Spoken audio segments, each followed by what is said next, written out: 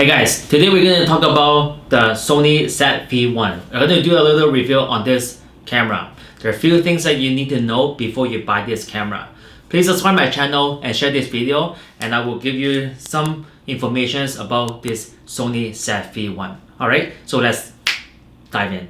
The reason why I bought this camera is because I can carry this around. It's compact, it's light, and easy for me to carry around.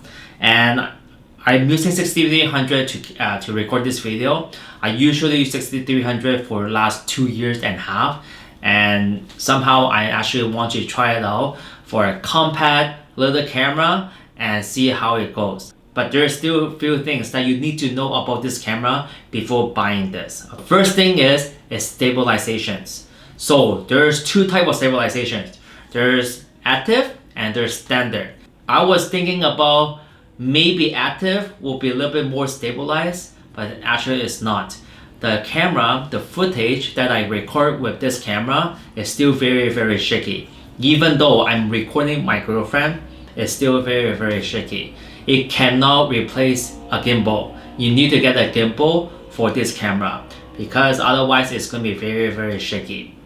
And the funny thing is, when you activate the active stabilizations, it will zoom in. So it's not 24mm anymore because, as you know, this lens is 24mm to 50mm. So once you do the active stabilizations, this lens will zoom a little bit more. Now you are super close when you're actually doing selfie. So that is one thing that you need to know. It's not as stabilized as you think, and it will crop all the way to your face. Make sure it's steady. Second thing is the filter. Do not use a face filter for your face on the Sony. So on the setting, there's actually a filter for face. However, it doesn't look good.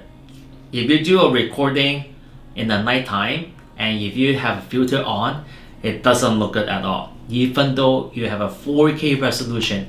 Number 3 is this camera here is actually pretty good when you're taking food pictures because of the color and everything.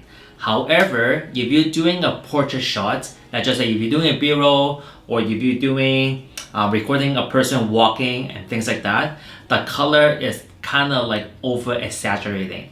So you got to understand this part because Sony, they do have anti-filters or they do have color corrections, intelligent color corrections. So the color is nice on food, on an object. But if you're doing a portrait shot, if you're going to decide to do some portrait videos, this camera is very colorful. Up to the point, it feels like you're having a filter on. So it's not that good. So you got to understand this part. And number 4 is the sound quality. Yes, they do give you the little like wind filters and you put the top and that's it. But as you can see right now, I don't have a wind filter right here because the sound quality is not as great as you think. So a lot of reviews, they said that like, yeah, the filter is good, blah. At the end of the day, the sound is not that great. So you gotta understand this part. You have to buy an extra mic for this. Not like a big one, like a small one would be great, but you need a mic for this for sure. Let's talk about the good part. The good part, the first thing is, the battery is actually not that bad. The battery can last maybe half of the day if you're doing food vlogging, traveling, and things like that. I do have 3 batteries, so I bought 2 extra batteries for this. But 1 battery is good enough. It can last maybe like half of the day if you're doing food vloggings, travelings, and things like that. The battery is actually pretty good, and it doesn't heat up, which is a bonus point. The second thing is they have anti-filter. So let's just say there's a sunny day or whatsoever. This thing here, there's an anti-filter inside this camera, which is pretty awesome because you don't need to buy extra filter for this camera. And number 3 is the 4K recording. So the 4K recording on this camera is pretty good. And I would say that it's pretty good quality, as in the 4K quality from this small little camera. So they do create a very good, decent footage from this little camera. So if you're looking for a 4K compact camera, this is actually one of the camera that you might think about because it's pretty good. So at the end of the day, I do like this camera, but there's a few things that I really want them to improve, but however, it's still not there yet. But I would say for $899 Canadian dollar, this is a very good compact camera.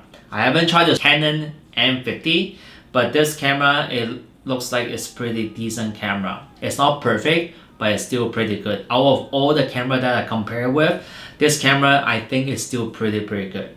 Please subscribe my channel and share this video, and I hope this will help you to decide if you like this camera or not.